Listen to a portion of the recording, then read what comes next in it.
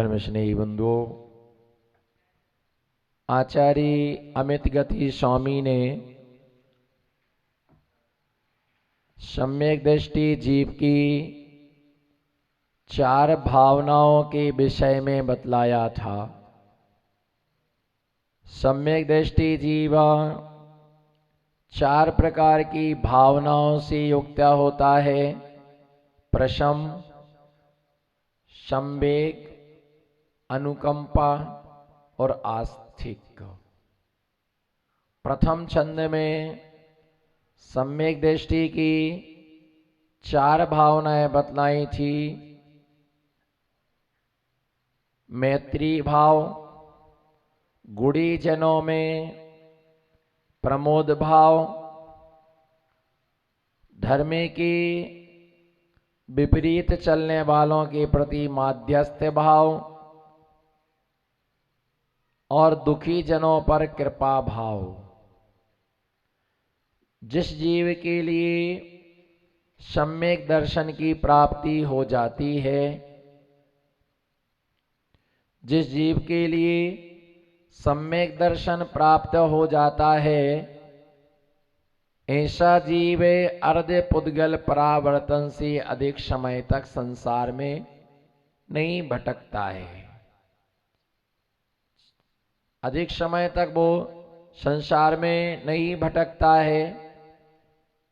संसार में अधिक समय तक जन्म और मरण नहीं करता है। जिस समय हम भगवान की पूजा करते हैं तो पूजा के समय सबसे पहला मंत्र बोलते हैं, जन्म जरा मृत्यु विनाशनाय जलम निर्पामति।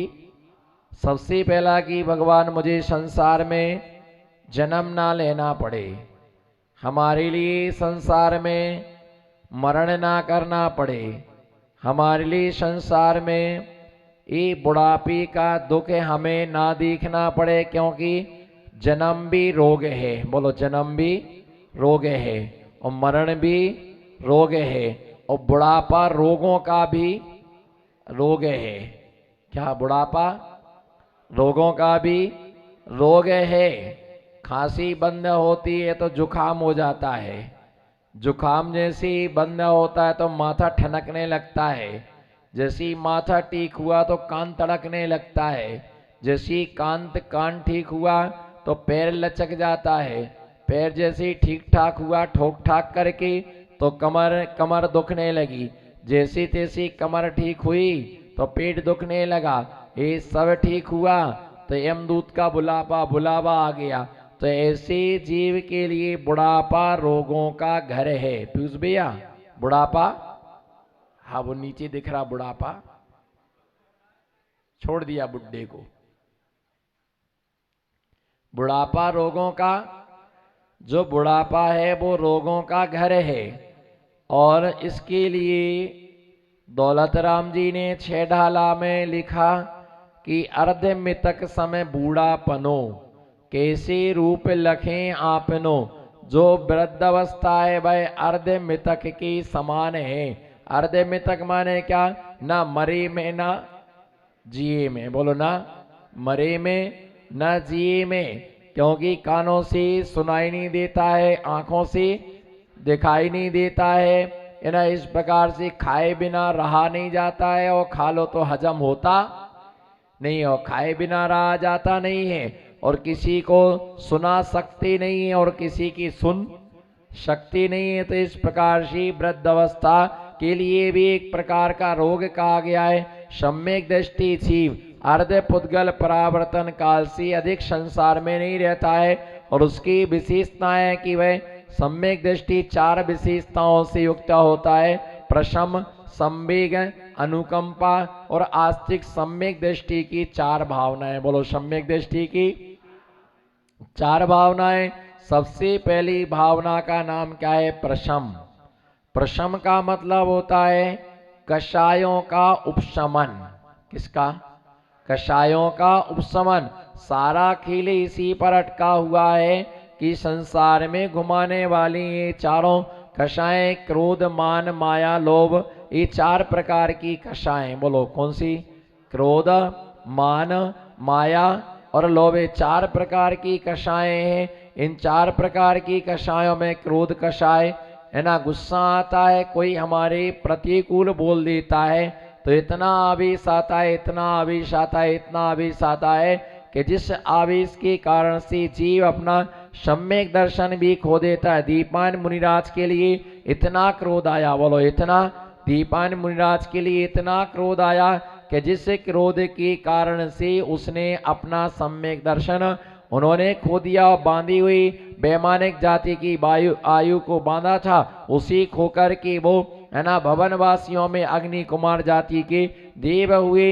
इसी प्रकार से तूकारी नाम की कन्या थी, वह तू शब्द से चिढ़ती थी और उसने बहुत सारा अपना हित किया, इसलिए उसका नाम क्या पड़ गया, तूकारी। किसके कारण से, कषाय के कारण से उसका नाम तूकारी उसका नाम पड़ गया। उसे इतना क्रोध आता था, इतना क्रोध आता है, इतना क्रोध की अग्नि में वो निरंतर झुलसती रहती थी। और जो ये अग्नि है, बोलो ये जो अग्नि है, ये सिर्फ कागज लकड़ी आदि को जलाती है, पर क्रोध की अग्नि हमारे पुण्य को क्या करती है, जलाती है, नए पुण्य का संचय नहीं होने देती। बोलो नए पुण्य का संचय नहीं होने देती। और जो पुराना पुण्य था वो भी हमारा कसाय से क्या हो जाता, क्षय हो जाता है। इसलिए प्रशम भाव, प्रशम माने कसाय के लिए, उपशम करना कसाय के लिए, दबाना है ना, जो कसाय उठ रही है उसके लिए वहीं पर बिठा लेना, इसका नाम क्या है, प्रशम भाव। और किसी की कसाय को हमें मंद करने में सहयोगी बनना चाहिए, उसकी कसाय को उग्र नहीं करना। बोलो किसी की कसाय को, बोलो ना, किसी की, हाथ उठा के नमोस्ते, भली है हम कम, बोलो भली है हम कम पर पूरी रखो दम, भली है हम कम पर पूरी रखो दम। अने किसी की कसाय को, आराम से बोलो बिल्कुल, किसी की कसाय को दबाने में सहयोगी बने, दबाओ ना, किसी की कसाय को दबाने में सहयोगी बने, उसकी कसाय को उग्र करने का पुरुषार्थ ना करे। किसी के लिए गुस्सा आ रहा है, किसी के लिए कोई द्रव्य उठा ले गया या किसी ने कुछ कह दिया, चलो भाई बड़े बड़े शहरों में छोटी मोटी बातें होती रहती, अपन को इन सब चीजों पर ध्यान नहीं देना, हमें ध्यान नहीं देना, चलो और आगे अच्छा होगा। और उसके लिए समझाया तो नहीं, और उसको क्या कर दिया, आप अपना विश्राम बाग में बात करेंगे, और उसको जले में क्या डाल दिया, नमक डाल दिया, अग्नि में और इधर डाल दी। बात तुमने सुन लिया, ऐसा कहा और तुम सुनते रहे, मैं होता तो मैं तो नहीं सुनता, चाहे कुछ भी हो जाता, जो होना होता होता, आर पार हो जाता, परंतु मैं छोड़ता नहीं। अरे यार तुमने ऐसा सुन लिया, मेरे को तुम्हारा अपमान बिल्कुल सहना ही नहीं हो रहा है, मेरा जी कुल्ल कुल्ल हो रहा है, बोलो मेरा जी कर्म का कल्ला, ना कुल्ल कुल्ला हो रहा ना खुल्ले खुल्ला हो रहा है ना, बस ये सब बनावटी है। अगर तुमको दुख हो रहा था है ना, तो हमारे साथ उस दिन अस्पताल चलते ना, जब हम कोरोना से मर रहे थे, जब हम कोरोना से मर रहे तब तुम्हारा जी कुल्ले कुल्ले नहीं हुआ, आज तुम्हारा जी कुल्ले कुल्ले होने लगा। भैया ऐसे ही रहते लोग, भड़काने वाले बहुत रहते हैं। अब मत जाना, अब ऐसा मत करना, किसी की कसाय को हम मंद करने में सहयोगी बने, बोलो किसी की कसाय को है ना, हम जान रहे हैं कि इसका नतीजा अच्छा नहीं निकलेगा, इसलिए नहीं भैया ऐसी बात ही नहीं है, उसकी कसाय को क्या करना, मंद करना, और उसी धर्म की मार्ग पर यथावत उसके लिए लगाना, इसका नाम क्या है ना, प्रशम भाव कि हमारी कसाय तो कम है ही और दूसरे की कसाय भी क्या हो। बोलो कि अगर कसाय भड़क रही, बोलो कसाय भड़क रही है तो उसमें मिट्टी का तेल डालना कि पानी डालना है।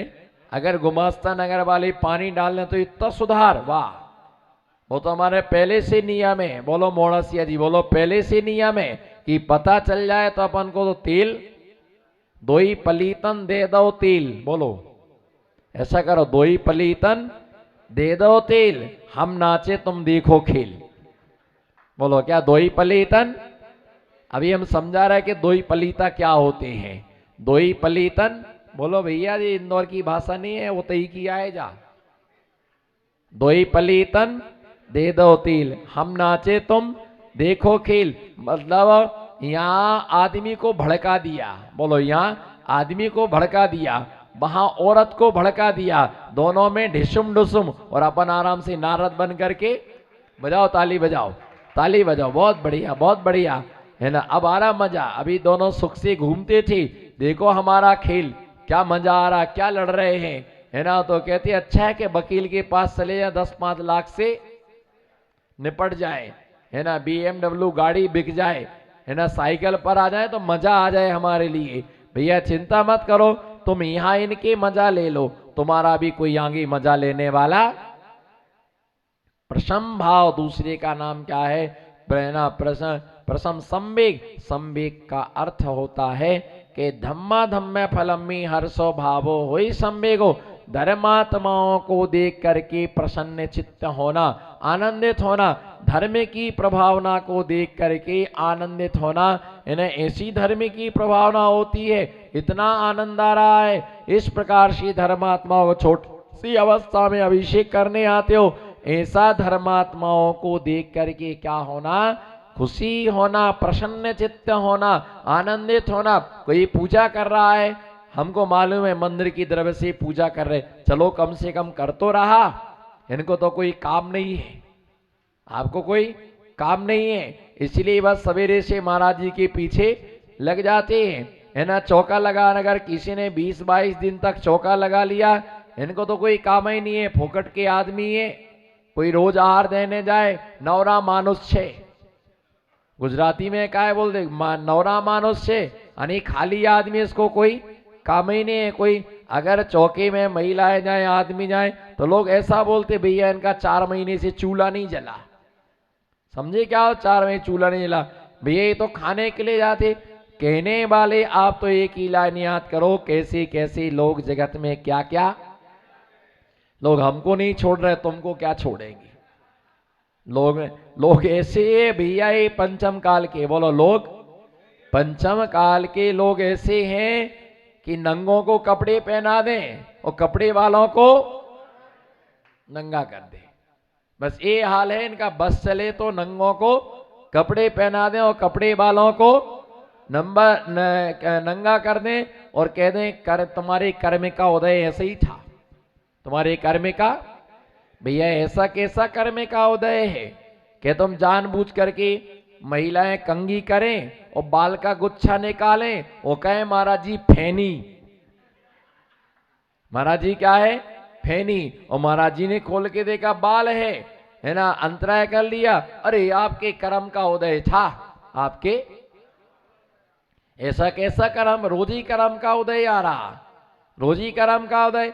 तो भैया ये ध्यान रख करके चलना कि जो प्रसंवेग भाव है, धर्मात्माओं को देख करके आनंदित होना, प्रसन्न चित्त होना। कोई त्याग करता हो, इतनी छोटी उम्र में इतना सारा त्याग कर दिया, तो इसका नाम संवेग, प्रशम संवेग। अनुकंपा का मतलब होता है दया भाव, कौन सा भाव, अनुकंपा का मतलब होता है दया भाव। मक्खी, मच्छर, चींटी, खटमल आदि जो जीव तड़प रहे हैं, पंचेंद्रिय संसार के विषयों में फंसे हैं, है ना, इसका नाम क्या है, दया है। जो हम तुमको यहाँ पकड़ पकड़ के बिठा रहे, ये दया है, क्या है, बोलो ये क्या है। अरे भैया ऐसी कैसी दया, इतना तो चिल्लाते हो, जिसको देखो उसको तो फटकार देते हो, बिल्कुल ऐसे चिल्लाते, हाथ पे ठंडे हो जाते। हाथ पे ठंडी हुए, तुम तो ठंडे नहीं हुए ना, हाँ हाथ पैर भली ठंडे हो जाए पर तुम ठंडे मत होना, ये भी दया है, क्या है, ये भी क्या है, दया है। मान लो कोई व्यक्ति आहार देने नहीं आता, तुम कल से आहार देने नहीं आए तो मैं आहार को नहीं उतरूंगा, और ये से महाराज देखिए क्या क्या मेरी, मैं ही हूं क्या पूरे गांव भर में, बोलो मैं ही हूं क्या पूरे गांव भर में, मुझे क्या मालूम तुम हो क्या हो। तो ऐसे तुम प्रवचन में नहीं आओगे, सावधान, कल से लेट आए तो ध्यान रख करके चलना, आने नहीं दूंगा। और ये भैया ऐसा सीधा सीधा 10-5 मिनट तो आगे पीछे चलता है, इतने स्टिक महाराज नहीं देखी, बोलो इतने स्टिक महाराज नहीं देखी। तो भैया ये है कि जितनी जल्दी आओगे उतना तुम ज्यादा पाओगे। अभी अगर मान लिया आज यहाँ स्थान पर बैठे हो, अगर आप घर में होते तो ईमानदारी से बताओ क्या कर रहे होते, क्या कर रहे होते। सबसे फर्स्ट नंबर का में मोबाइल, उसके बाद में टीवी, उसके बाद में तीसरे नंबर पर बीवी, पहले नंबर पर क्या है? पहले नंबर पर मोबाइल, दूसरे नंबर पर टीवी, और टाइम मिला तो फिर बीवी बच्ची, है ना। तो ऐसे इसमें अथवा कोई चाय पी रहा होता, कोई नाश्ता कर रहा होता, कोई अभी कुंभकर्ण की तरह डिल्लभ के गद्दे पर खर्राटे मगरमच्छ की तरह पड़ा होगा, डिल्लभ के गद्दे रूपी सागर में खर्राटे मार रहा होगा, है ना। कोई तंबाकू घिस रहा होता, कोई तंबाकू घिस रहा होता, और महिलाएं तो 100% चावल धो रही होती, आटा छान रही होती। पानी के लिए कुछ ना कुछ ये समझो कि जितने समय तक हम इस प्रवचन धारा में प्रवाहित होते हैं, भले कुछ समझ में आए अथवा ना आए, लेकिन कम से कम हम उतने समय तक पाप से तो, है ना, बच रहे। उसके साथ ये ध्यान रख करके चलना कि कुछ लोग पेपर पढ़ रहे होते, तो ये सब आर्तरोध ध्यान के स्थान है ना। अनुकंपा, गुरु की दया, करुणा, है ना, कि कोई व्यक्ति पाप ना करे, हिंसा ना करे, झूठ ना बोले, चोरी ना करे, इस प्रकार से दया का जो भाव होता है उसका नाम क्या है? अनुकंपा हुआ करता है। इसी प्रकार से आलू नहीं खाना, प्याज नहीं खाना, रात्रि में भोजन नहीं करना, गुटखे नहीं खाना, तंबाकू नहीं खाना, शराब नहीं पीना, पर स्त्री गमन नहीं करना, वेश्या सेवन नहीं करना, इत्यादि प्रकार के व्यसनों का क्या कराती हैं? त्याग कराते हैं, और जिंदगी सुधरती है गुरु चरणों में। बोलो, जिंदगी सुधरती है गुरु चरणों में आकर के ही हमारी बुरी आदतों का अंत होता है।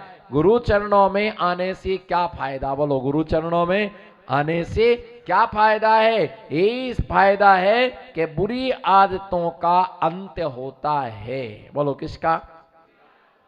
बुरी आदतों का अंत होता है। बुरी आदतें खराब हो जाती हैं, और यदि मंदिर आने से, स्वाध्याय करने से, पूजा करने से, नमोकार मंत्र का जाप करने से भी हमारी अगर बुरी आदतें समाप्त नहीं होती हैं, तो हमारा मंदिर आना बिल्कुल भी